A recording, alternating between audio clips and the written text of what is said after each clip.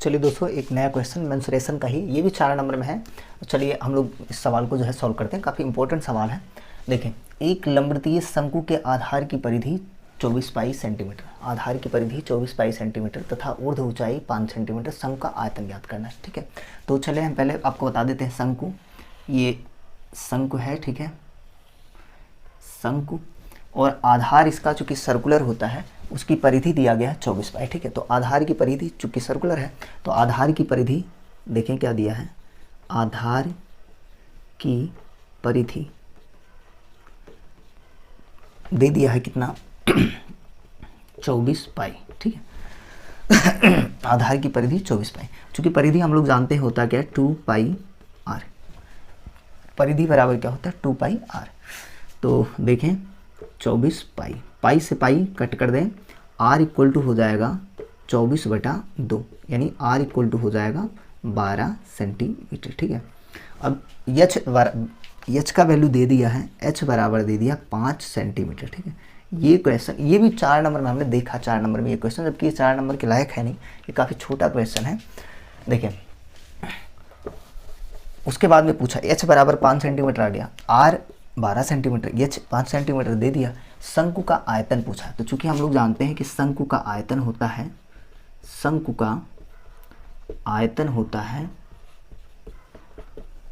1/3 pi are square H, ये शंकु का आयतन है। ठीक है, शंकु का आयतन बेलन के आयतन का 1/3 होता है। ठीक है, तो चलें देखें 1/3, अब चूंकि 12 और 5 दोनों में से कोई 22 से कटने वाला नंबर 22/7 होता है, तो 7 से कटने वाला नहीं है, सो हम लोग पाई का मान पाई ही रख देंगे, पाई का मान नहीं रखेंगे। ठीक है, पाई रखेंगे, और आर स्क्वायर, आर कितना है, आर कितना 12 का स्क्वायर कर देंगे, 12 का स्क्वायर मतलब 12 × 12, और एच कितना है 5 है। ठीक है, 3 चौके 12, 12 पंचे 60, देखिए 12 पंचे 60 और 6 चौक 24, 240 पाई घन सेंटीमीटर, 240 पाई घन सेंटीमीटर, ये हो गया आंसर।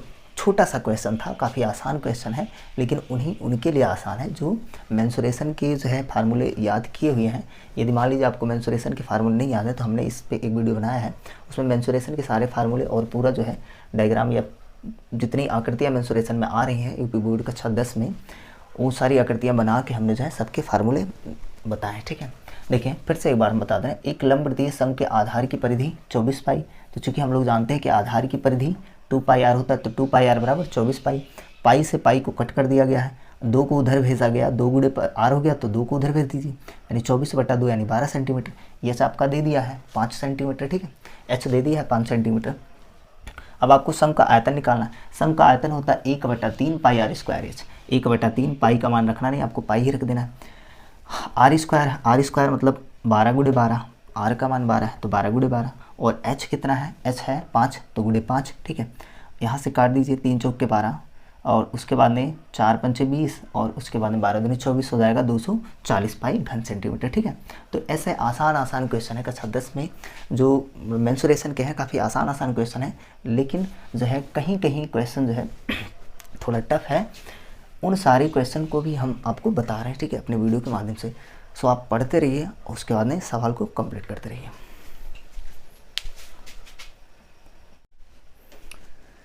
हेलो दोस्तों, मैं विकी यादव, आपके अपने YouTube channel Vicky Yadav classes में आप सबका स्वागत करता हूं। चलिए आज हम लोग जो है कक्षा 10 का एक महत्वपूर्ण क्वेश्चन जो कई बार जो है पेपर में आ चुका है, सॉल्व करेंगे।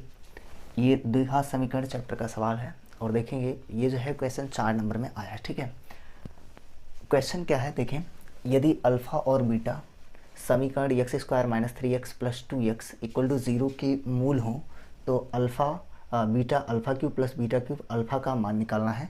देखिए, अब इसमें करना क्या है आपको, हम पहले भी बता चुके हैं और भी मतलब वीडियोस में किस तरह के क्वेश्चन कैसे लगाए जाते हैं, लेकिन चलिए हम आपको जो है एकदम से समझा के बताते हैं किस तरह से ये क्वेश्चन, ये केवल ये चीज़ चेंज रहता है, कभी कभी alpha beta alpha square plus alpha beta square करके आ जाता है, लेकिन क्वेश्चन बिल्कुल सेम इसी तरह का आएगा। ठीक है, अब चलें हम लोग इसको सॉल्व करते हैं। चूँकि हम लोग जानते हैं क्वेश्चन क्या है, यदि अल्फ़ा और बीटा समीकरण x² - 3x + 2 = 0 के मूल हो, तो beta alpha cube plus beta cube alpha का मान ज्ञात कीजिए। यानी इस चीज़ का हम लोगों को जो है वैल्यू निकालना है। ठीक है,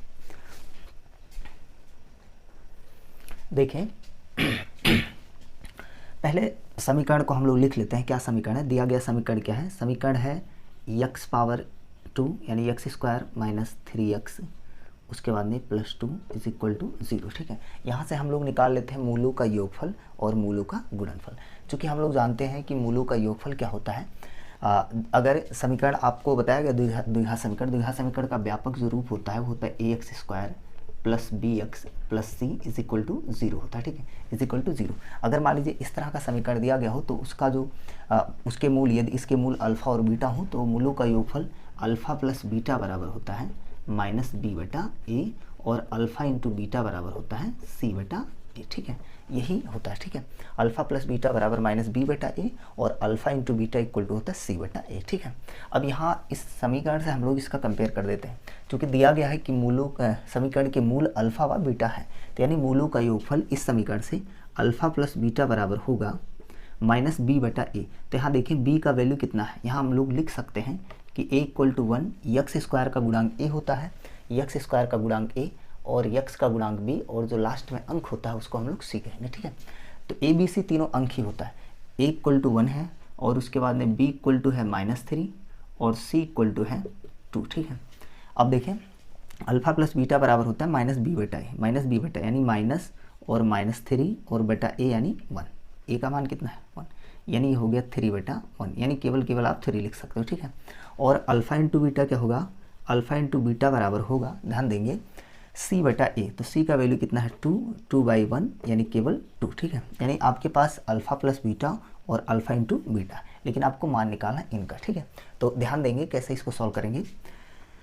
चूँकि देखें बीटा अल्फ़ा क्यूब और प्लस बीटा क्यूब अल्फ़ा। ठीक है, अब यहाँ से देखें तो दोनों में अल्फ़ा और बीटा कॉमन है, अल्फ़ा और बीटा कॉमन है। ठीक है, अल्फ़ा और बीटा कॉमन है तो हम लोग अल्फ़ा और बीटा कॉमन कर लेते हैं, यानी अल्फ़ा इंटू बीटा ले लेते हैं कॉमन।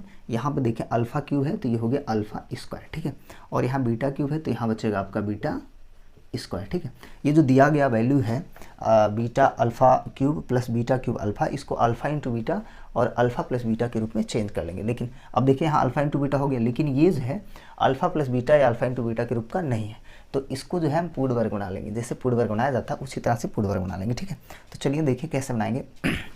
यहाँ पे करना क्या है आपको, इज इक्वल टू लगा के अल्फ़ा इंटू बीटा, इसको आप ब्रैकेट में कर लो, और alpha square plus beta square, इसमें यदि हम लोग जो है 2 अल्फ़ा इंटू बीटा जोड़ दें और 2 अल्फ़ा इंटू बीटा घटा दें तो इस पर कोई प्रभाव नहीं पड़ने वाला। देखिए दोनों कट जाएगा फिर वही आ जाएगा। ठीक है, लेकिन इस तरह से कर लेने से ये चीज़ आपका पूर्ण वर्ग बन जाएगा, ए प्लस बी का होल स्क्वायर बन जाएगा। ठीक है, तो चलिए हम यहाँ पे जो है इस चीज़ को सॉल्व कर रहे हैं। ध्यान दीजिएगा,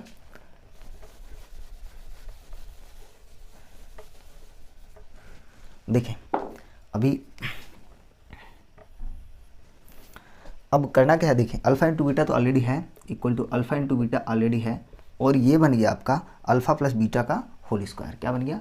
अल्फ़ा प्लस बीटा का होल स्क्वायर। यहाँ ब्रैकेट लगाएंगे और -2 अल्फ़ा इंटू बीटा। ठीक है, अब देखें, अब चूँकि हम लोग के पास वैल्यू है किसका, अल्फ़ा प्लस बीटा का भी है और अल्फ़ा इंटू बीटा का है।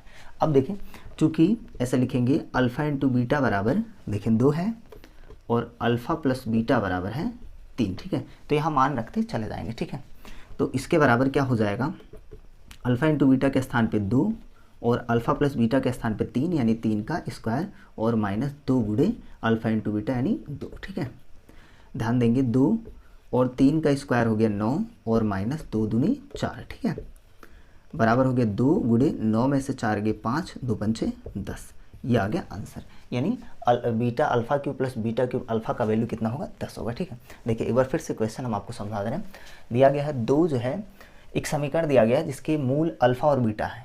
यदि अल्फ़ा और बीटा समीकरण x स्क्वायर -3x + 2 बराबर 0 के मूल हों तो आपको beta alpha cube plus beta cube alpha का वैल्यू निकालना। अगर इस तरह का सवाल आता है तो आपको करना कुछ नहीं है। यदि आपको थोड़ा बहुत नॉलेज है कि मूलों का योगफल क्या होता है, मूलों का गुणनफल क्या होता है, तो आपको इसको अल्फ़ा इंटू बीटा और अल्फ़ा प्लस बीटा के रूप में चेंज कर लेना। तो देखिए हमने क्या किया है, यहाँ से अल्फ़ा इंटू बीटा को ले लिया है कॉमन। ठीक है, अब यहाँ बचा alpha square plus beta square. कक्षा 9 में आप पढ़ चुके होंगे पूर्ण वर्ग बनाना, ठीक है। इसको पूर्ण वर्ग बना लेना, यानी ए प्लस बी का होल स्क्वायर बनाना। अब ए प्लस बी का होल स्क्वायर क्यों बनाएंगे, चूँकि हम लोग के पास ए प्लस बी, ए माइनस बी का भी होल स्क्वायर, वो भी पूर्ण स्क्वायर पूर्ण वर्ग है, लेकिन चूंकि हम लोग को ए प्लस बी पे फोकस करना है, तो अगर यहाँ पे हम 2a प्लस बी जोड़ देते हैं तो A square plus B square plus 2ab वाला फार्मूला बन जाएगा। और चूंकि इतना जोड़ना है तो इतना हम लोग को घटाना भी पड़ेगा। पूर्ण वर्ग बनाने का रूल यही है, जितना आप जोड़े उतना घटाएं, ठीक है। तो अल्फा इंटू बीटा, और ये बन गया आपका ए प्लस बी का होल स्क्वायर, यानी अल्फा प्लस बीटा का होल स्क्वायर। ऑलरेडी यहाँ पे -2 अल्फा इंटू बीटा है, तो -2 अल्फा इंटू बीटा लिख देंगे। क्योंकि हम लोग जानते हैं कि alpha into beta equal to 2 और alpha plus beta equal to 3, ये पहले से ही हम लोग निकाल चुके हैं, ठीक है। तो अल्फा इंटू बीटा के स्थान पे 2 और अल्फा प्लस बीटा के स्थान पे 3, चूँकि इसका स्क्वायर है तो यहाँ पे इसका स्क्वायर कर देंगे, ठीक। और -2 यहाँ पे पहले से ही है, और अल्फा इंटू बीटा का वैल्यू कितना है 2। तो देखिए ध्यान दें, 3 का स्क्वायर 9 और 2 टू द मतलब 2 दूनी 4, ठीक है। 9 में से 4 घटाएं 5, 2 पंचे 10, यानी beta alpha cube plus beta cube alpha का वैल्यू क्या हो जाना है 10, ठीक है। सो दोस्तों आशा करता हूँ कि ये क्वेश्चन आपको समझ में आ गया। आप जानते हैं ये क्वेश्चन मैक्सिमम 2 से 4 नंबर में देता है, हमने जहाँ से लिया है उस सेट में ये 4 नंबर में आया था, ठीक है। सो धन्यवाद। अगले क्वेश्चन